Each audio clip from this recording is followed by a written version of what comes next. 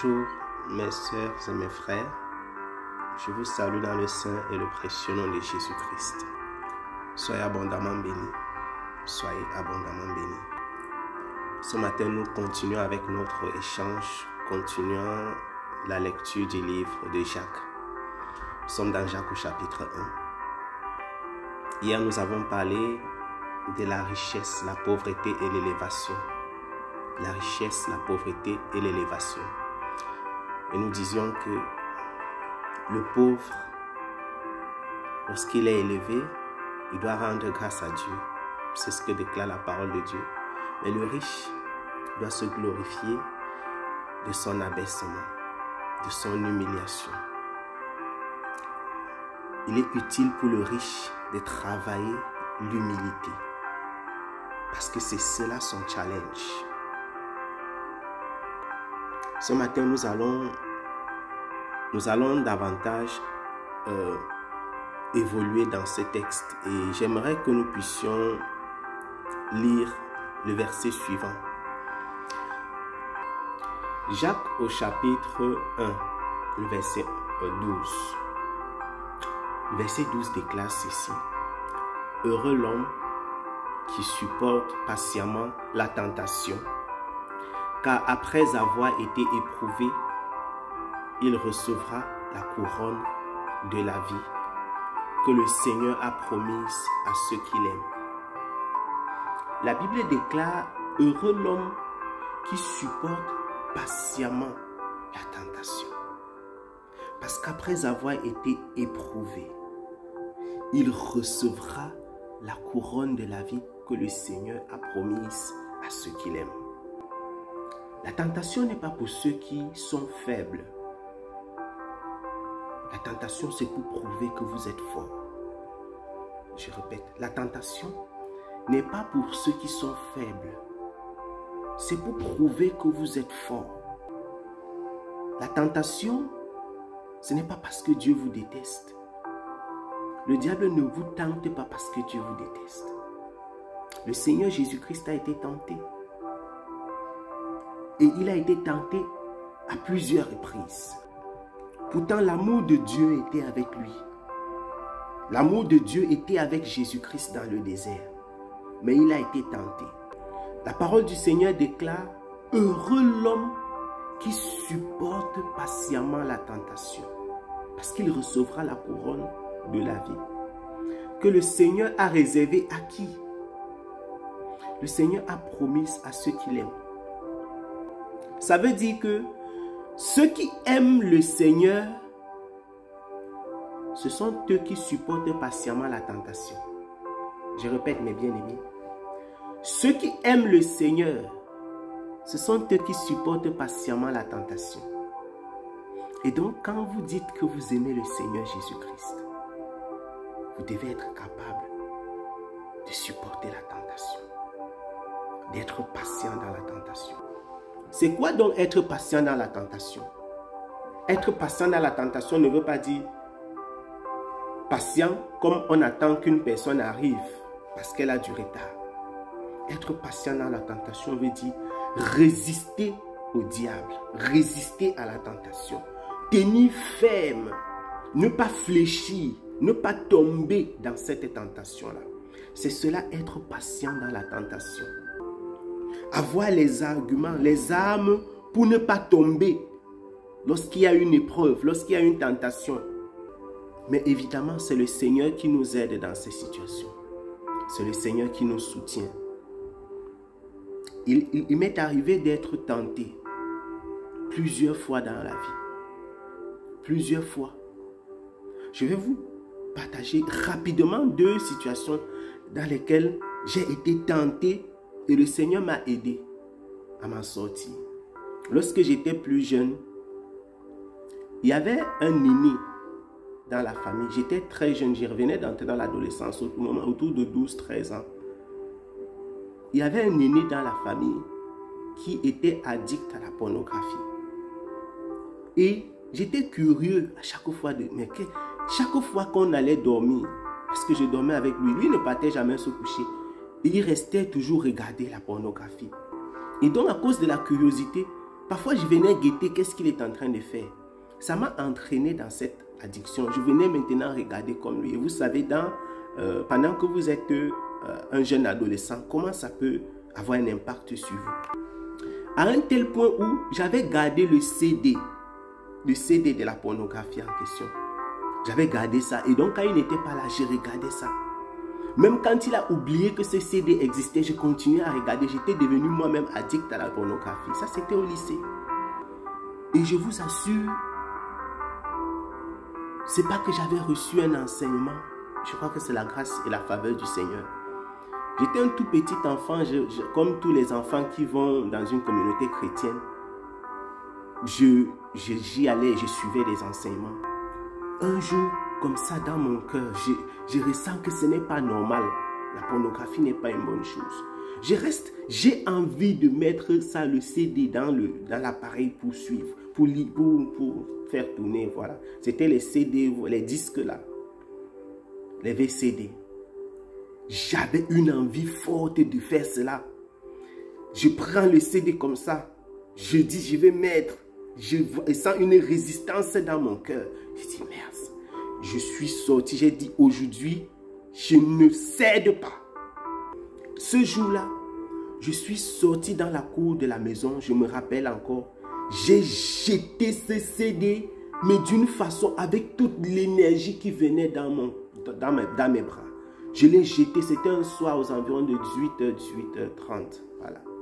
Je l'ai jeté de façon à ce que même si on me demandait de le retrouver, je ne le retrouverais plus. Et il y avait une grande brousse à côté de notre maison.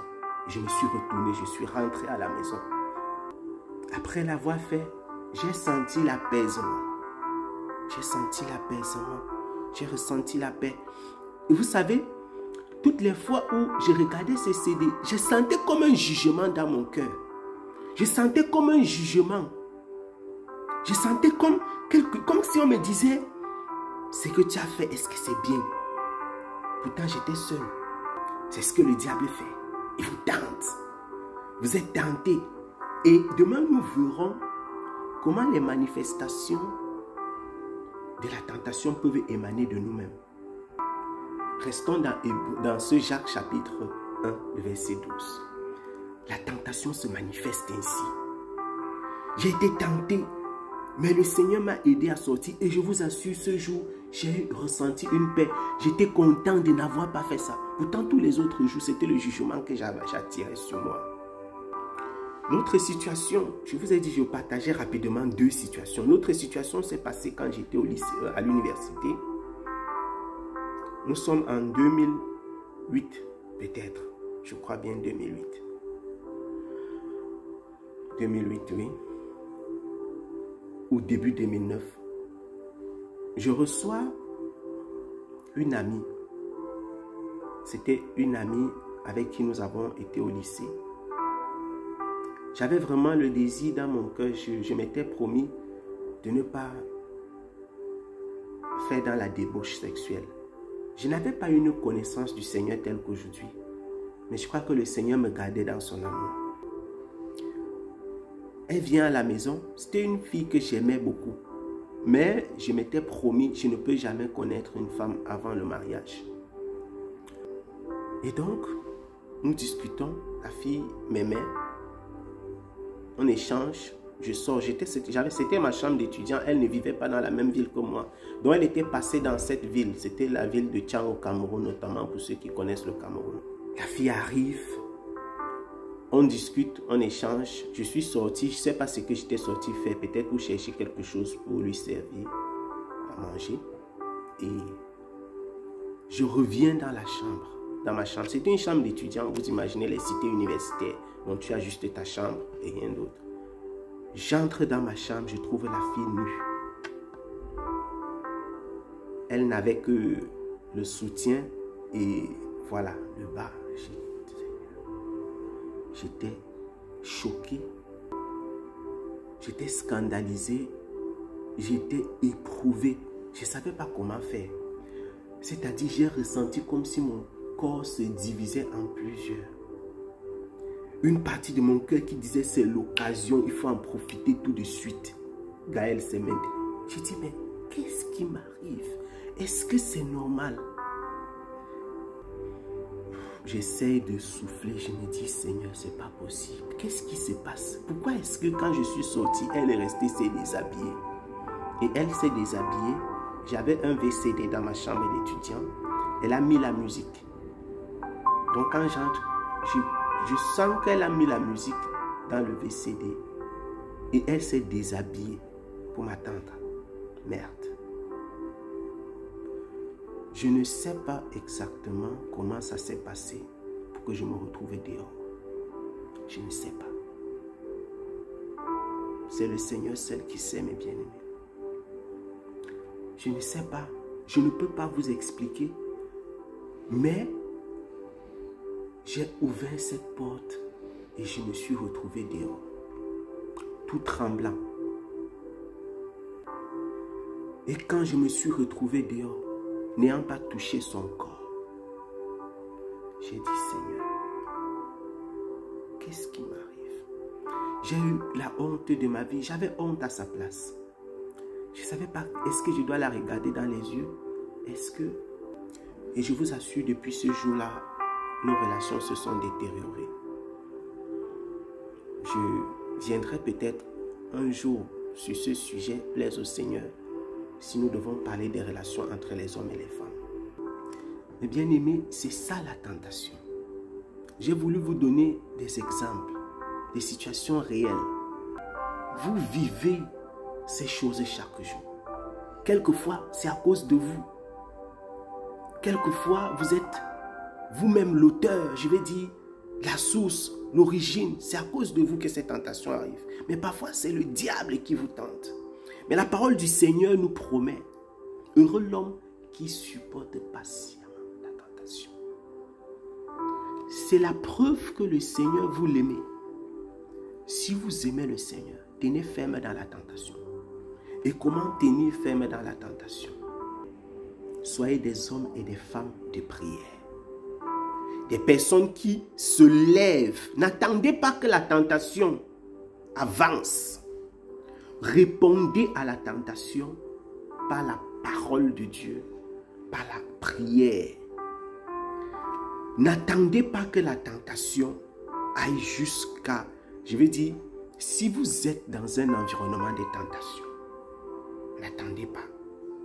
Si vous êtes avec une fille et qu'elle vous touche d'une certaine façon, ne dites pas, je sens comme si elle me touche comme ça, c'est comme si ça ressemble à telle chose, mais je ne suis pas sûr. N'attendez pas qu'elle se déshabille. Si vous vous êtes tenté et que le Seigneur met dans votre cœur que c'est la tentation qui est en train de commencer là, mettez face à la tentation la parole de Dieu. N'attendez pas. N'attendez pas avec la tentation. Écoutez-moi mes frères, la tentation grandit. La tentation grandit. Plus vous lui donnez de l'espace, ça grandit, ça grandit, ça grandit. Ne patientez pas, surtout face à ce type de tentation. Il faut agir tout de suite et maintenant. Les tentations qui ont à voir avec le sexe. Il y a d'autres formes de tentation. Le mensonge même, la haine, la colère, l'animosité. Vous êtes tenté de toute manière. Face à la tentation, il faut opposer la prière et la parole de Dieu. La prière et la parole de Dieu. Ne donnez pas l'espace au tentateur. Résistez-lui fermement avec la prière et la parole de Dieu. Il fuira loin de vous. Je voudrais m'arrêter ici, mes bien-aimés. Le sujet est suffisamment long. Ce n'est que la première partie. Nous continuerons avec la tentation. Mes bien-aimés, patientez. Tenez ferme dans la tentation. Nous avons une promesse de la part de notre Seigneur. Heureux l'homme qui supporte patiemment la tentation, car après avoir été éprouvé, il recevra la couronne de la vie que le Seigneur a promise à ceux qui l'aiment. Je suis désolé que cette vidéo ait été longue, plus longue que d'habitude, mais j'espère qu'elle vous a édifié. Gardez ceci dans votre cœur. Le but de la tentation, ce n'est pas de vous anéantir. En tout cas, pas dans la perspective de Dieu. Dans la perspective du diable, oui. Mais pas dans la perspective du Seigneur. La tentation, c'est une situation que vous devez surpasser et à travers laquelle vous devez démontrer votre amour pour le Seigneur. Ne ratez pas l'occasion, quand vous êtes tenté, de démontrer à Dieu que vous l'aimez. Ne ratez pas l'occasion, lorsque vous êtes tenté, de dire, Seigneur, je t'aime plus que le péché. Je t'aime plus que les plaisirs de ce monde. Et Seigneur, soutiens-moi. Je vais traverser cette sombre vallée avec toi. Soyez abondamment bénis, mes frères et mes sœurs. Que le Seigneur vous bénisse abondamment. Shalom. Shalom.